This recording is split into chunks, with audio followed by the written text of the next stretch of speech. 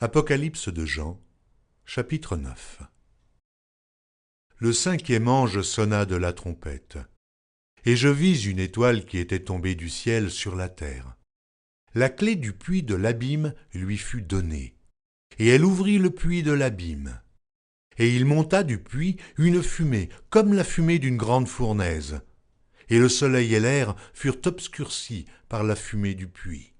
De la fumée sortirent des sauterelles qui se répandirent sur la terre.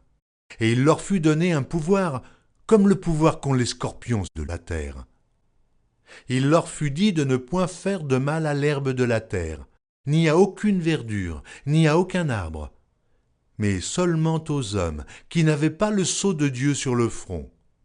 Il leur fut donné non de les tuer, mais de les tourmenter pendant 5 mois.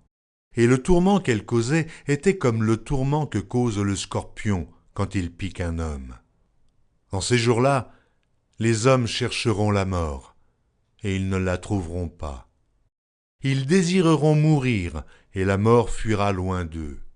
Ces sauterelles ressemblaient à des chevaux préparés pour le combat. Il y avait sur leurs têtes comme des couronnes semblables à de l'or, et leurs visages étaient comme des visages d'hommes.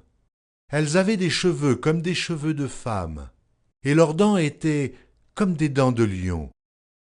Elles avaient des cuirasses comme des cuirasses de fer, et le bruit de leurs ailes était comme un bruit de chars à plusieurs chevaux qui courent au combat. Elles avaient des queues semblables à des scorpions, et des aiguillons, et c'est dans leur queue qu'était le pouvoir de faire du mal aux hommes pendant 5 mois. Elles avaient sur elles comme roi l'ange de l'abîme, nommé en hébreu Abaddon, et en grec Apollyon. Le premier malheur est passé. Voici, il vient encore 2 malheurs après cela.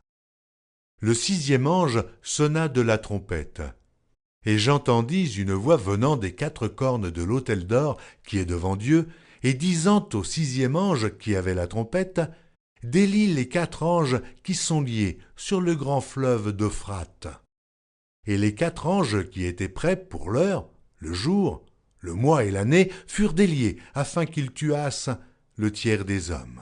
Le nombre des cavaliers de l'armée était de 2 myriades de myriades, j'en entendis le nombre. Et ainsi je vis les chevaux dans la vision, et ceux qui les montaient, ayant des cuirasses couleur de feu, d'hyacinthe et de soufre. Les têtes des chevaux étaient comme des têtes de lions, et de leur bouche il sortait du feu, de la fumée et du soufre. Le tiers des hommes fut tué par ces 3 fléaux, par le feu, par la fumée et par le soufre qui sortait de leur bouche. Car le pouvoir des chevaux était dans leur bouche et dans leur queue.